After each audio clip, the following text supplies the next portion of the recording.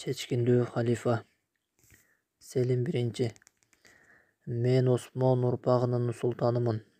Мен бул замандын баатырларынын мырзасымын. Мен айкелдерди талкалоочу жана ислам душмандарын кыйратуучумун. Мен баатыр султан Мухаммадтын уулу болгон Баязид экинчинин уулу султан Селиммин. Андан кийин: Эй Исмаил Сефеви, биздин дин аалымдарыбыз жана сотторубуз тарабынан ислам дининен кайтып кеткендигиң үчүн сага карата өч алуу өкүмү чыгарылды жана ар бир мусулманга өз динин коргоп сактап калуусу сендеги жана сени ээрчиген келесоолоруңдагы динге жаңылык киргизүү жана андан четтеп кетүү кылыгыңарды токтотуп жок кылууда милдеттендирилди. Мөр Селим I. Биздин баатырыбыздын аты жөнү Селим I. Француздар аны каардуу Селим деп аташса, англистер ачуулуу Орой Селим деп аташкан. Анткени алар Селимдин чечкиндүүлүгүн, өктөмдүгүн жана салабаттуулугун жакшы билишкен. Ал эми мусулмандар аны эр жүрөк Селим же чечкиндүү Селим деп аташчу. Түркчө Явуз Селим. Ал эми ал өзүн эки материктин султаны, эки деңиздин башчысы, эки аскердин жеңүүчүсү жана эки касиеттүү мечиттин, Меккедеги Аль-Харам мечити менен Мединадагы Мухаммад алейхиссаламдын мечити кызматчысы деп атаган.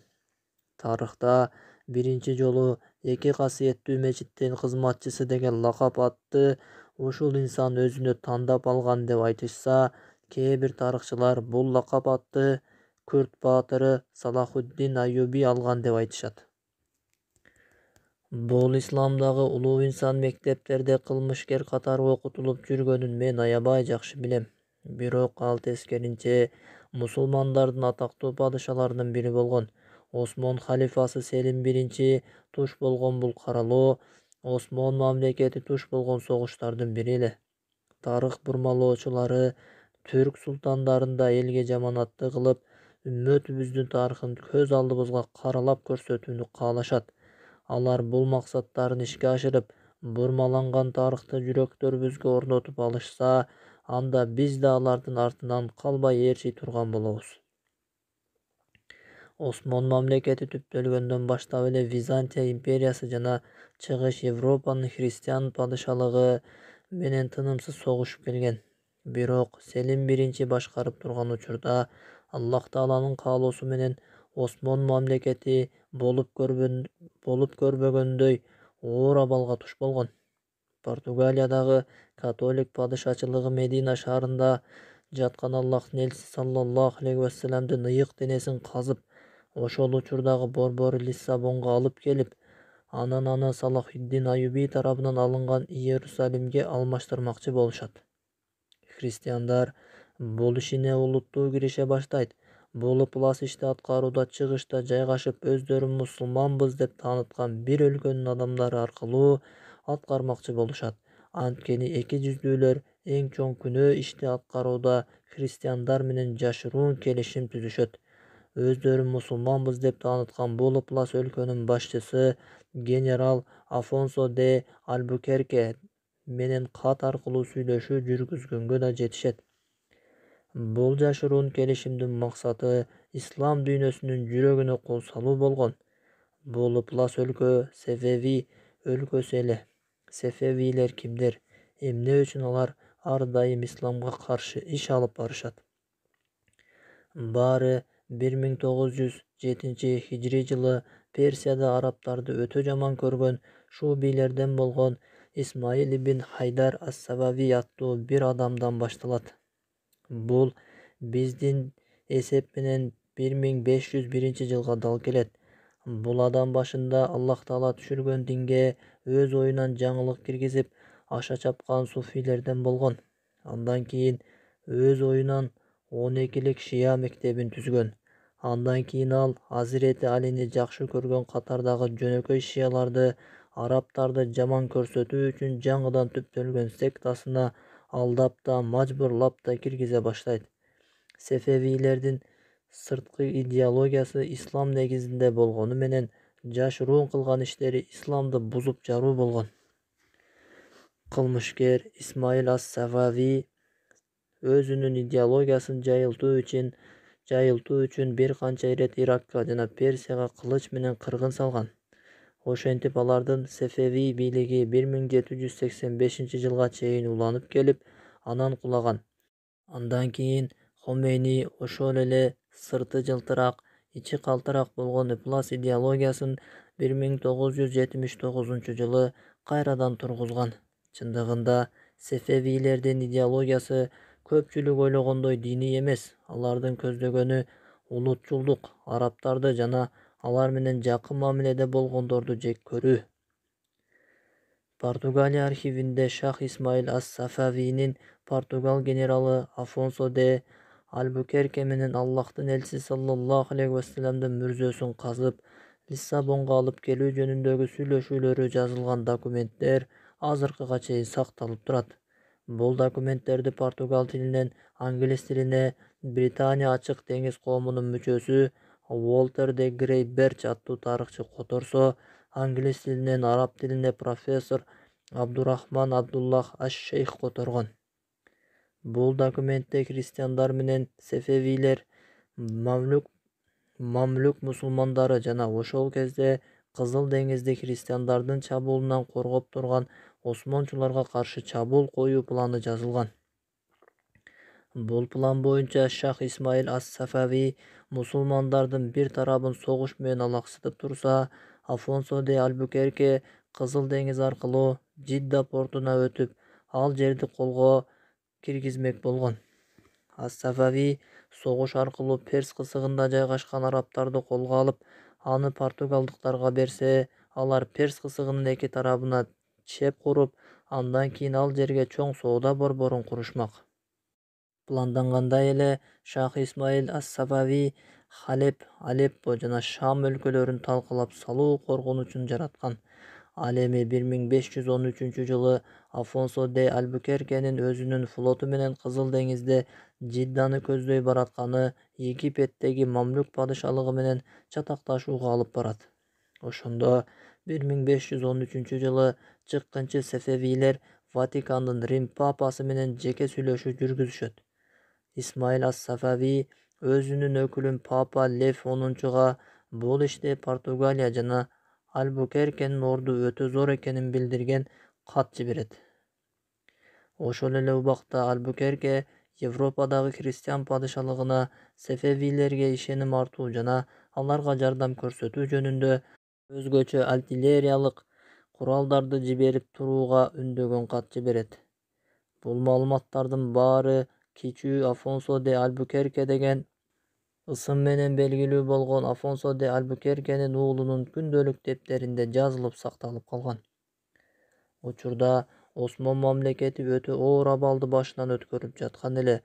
Анткени ошол учурдагы Осмон падышасы Баязит экинчи картайып, саясий иштер менен алектенбей, тескеринче ыр жазуу жана музыка угуу менен гана чектелип калган эле.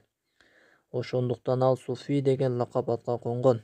Мындан да коркунучтуусу, Баязит экинчинин уулу Ахматтын коркутуп үркүтүүсүнөн кийин аны өзүнөн кийинки мураскер катары дайындамакчы болот.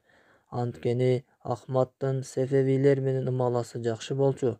Эгер Сефевилер Ахматты тактыга отургузуп алышса, анда осмончулардын ишенимин да Сефеви ишенимине өткөрүшмөк. Сефевилердин көздөгөнү мына ушундай эле.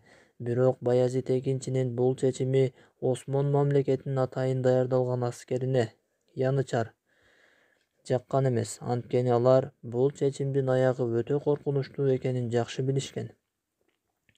Осмон мамлекетинин атайын даярдалган элитасы деп аталган янычарларга Ахмат эмес, анын иниси Селим биринчи жакчу. Ал чечкиндүү жана эр жүрөк эле.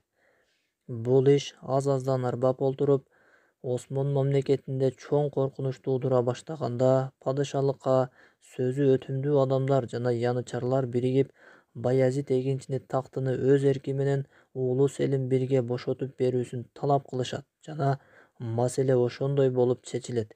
Жамандык үчүн бириккендердин мизин кайтаруу иши жаңы падыша Селим биринчиге калат. Ошентип Селим биринчи Осмон мамлекетинин 9-падышасы болуп калат жана Осмон мамлекетинде кызмат кылган бийик даражалуу инсандар да ага кызмат кылууга киришет. Селим биринчи мамлекеттик иштерге жаңыдан эле киришип баштаганда күтүүсүздөн агасы Ахмат атасынын айланасында жүргөн таасирдүү адамдар менен бирге падышага каршы козголоң уюштурат. Эгерде биз бул маселени Аллахтын элчиси саллаллаху алейхи вассаламдын хадистеринен карай турган болсок, Сахих Муслимде мындай деп айткан: эгерде силер бир адамдын башкаруучунун кол астында биригип турганыңарда силердин биримдигиңерди бузуу үчүн келгенди анын ким экенине карабастан өлтүргүлө. Мына ошондуктан Селим биринчи ислам мамлекетинин кулап калуу коркунучунан сактап калуу үчүн агасы Ахматты жана аны ээрчигендердин баарын өлтүрүүгө мажбур болот.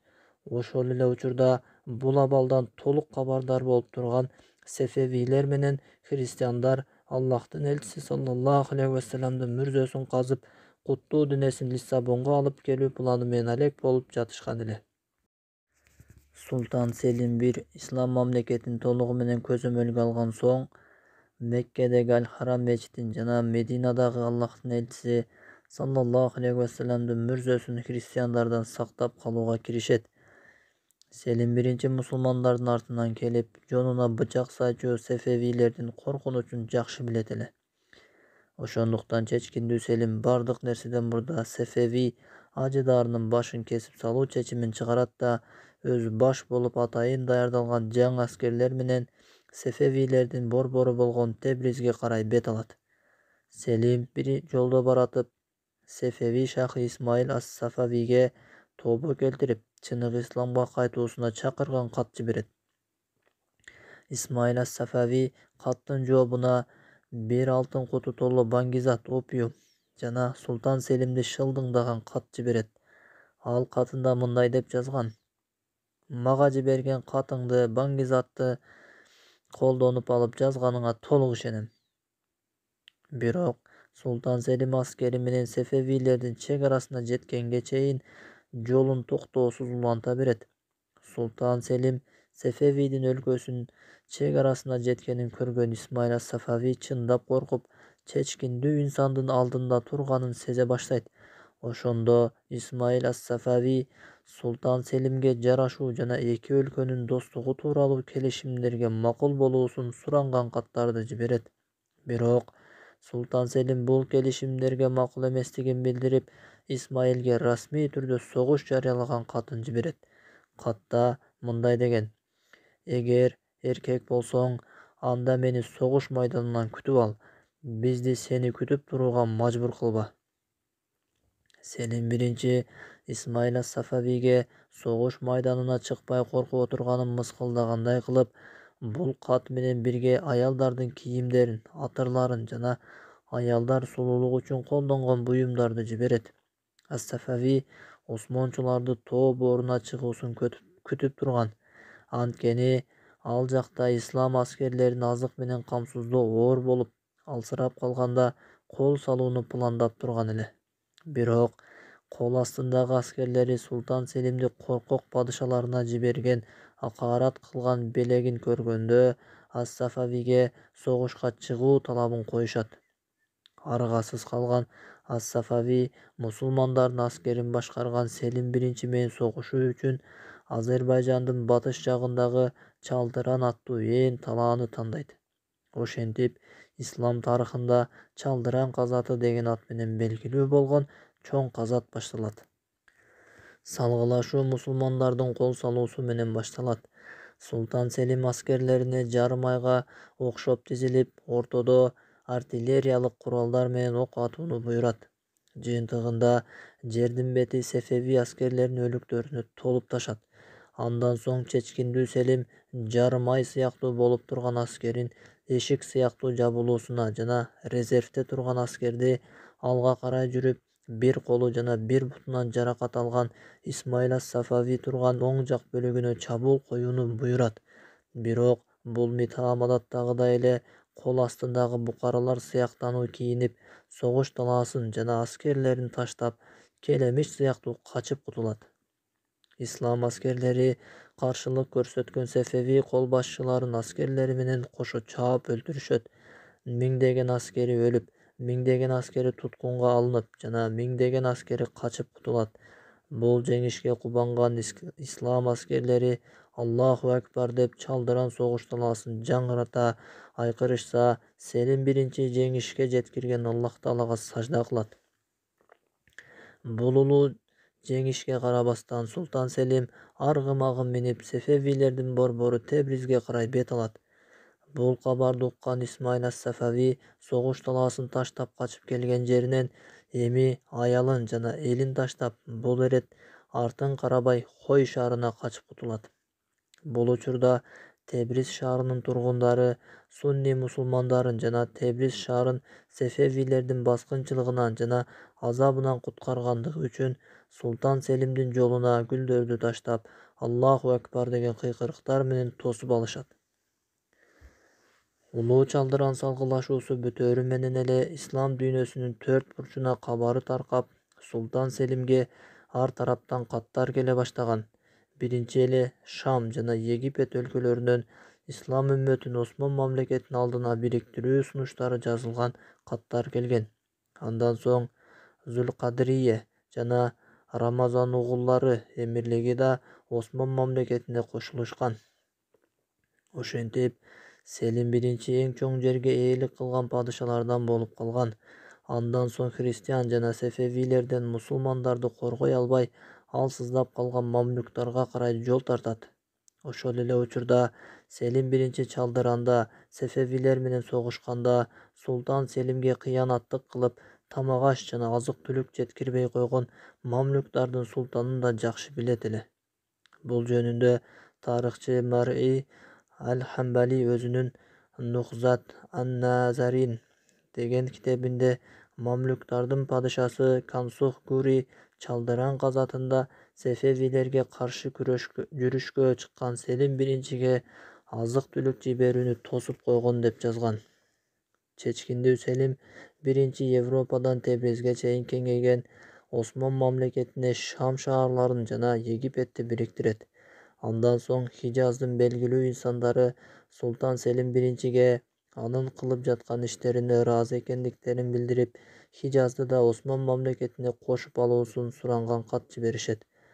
Ошол эле учурда Аббасилердин халифасы Аль-Мутваккил Алаллах үчүнчү да халифалыктан баш тартып Селим биринчиге кошулат. Ошол күндөн тартып Селим биринчи мусулмандардын халифасы деп айтылып калган. Осмонийлерден биринчи жолу халифа деп аталган падышасы да ушул Селим биринчи болгон. Халифа Селим биринчи ислам дүйнөсүн бириктирген соң Аллахтын элчиси саллаллаху алейхи вассаламдын мүрзөсүн португалдык христиандардан сактап калууга шашат. Мусулмандардын халифасы Султан Селим христиандарга каршы туруу үчүн Кызыл деңизге жана Инд океанына аскердик кемелерин жиберет. Мусулмандардын кемелери португалдык христиандардын кемелерин талкалап, жеңишке жетишет. Андан ары Осмон халифатынын флоту Сомали жээгине чейин барып, ал жерде осмонийлер менен Сомали мужахиддери жана Африка мүйүзү ортосунда Аллахтын элчиси саллаллаху алейхи вассаламдын мүрзөсүн сактап калуу максатында келишим түзүлөт. Ошол эле учурда халифа Селим деңиз аркылуу кол салуу болушун байкап, эң күчтүү деңиз флотун түзүүгө буйрук кылат. Бул буйруктан соң ислам өлкөсүнө караштуу порттордогу иштер ислам деңиз флоту деңиздеги эң күчтүү флот болгонго чейин үзгүлтүксүз уланат. Чындыгында ислам деңиз флоту деңиздеги эң күчтүү флотко айланат. Бул чечкиндүү халифанын жеңиштери ислам дүйнөсүнүн бардык булуң бурчуна угулат. Ошол кезде халифа Селимге ал жерден шашылыш түрдө уламалары, илимпоздору, соодагерлери жана жогорку даражалуу инсандардын атынан жазылган кат келет.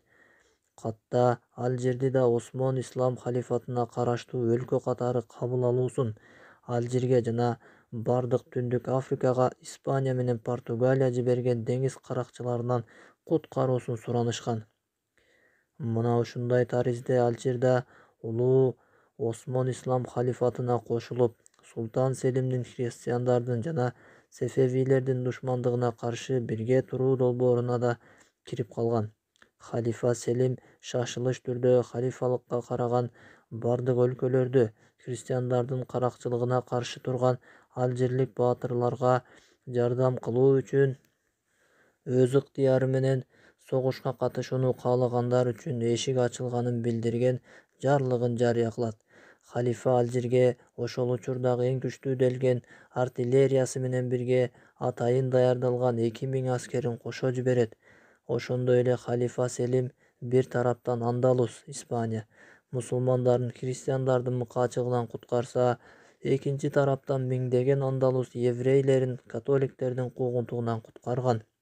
Туткундан бошотулган Андалус мусулмандары чиркөөлөрдүн караңгы бөлмөлөрүндө католиктердин попторунун көзөмөлү астында болгон жан чыдагыс азаптарын айтып беришкен.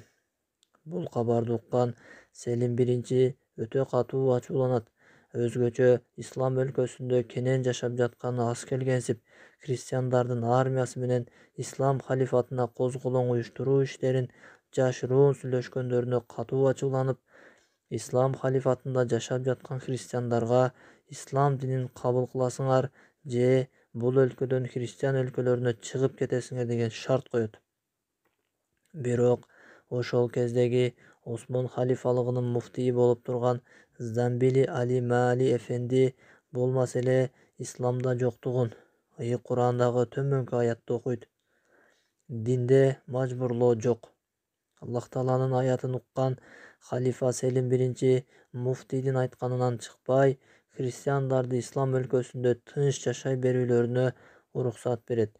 Бирок ошол учурда христиан өлкөлөрүндө мусулмандар массалык түрдө өлтүрүлүп жаткан эле. Мына ушундай биздин беделдүү тарыхыбыз. Мына ушул биздин улуу динибиз.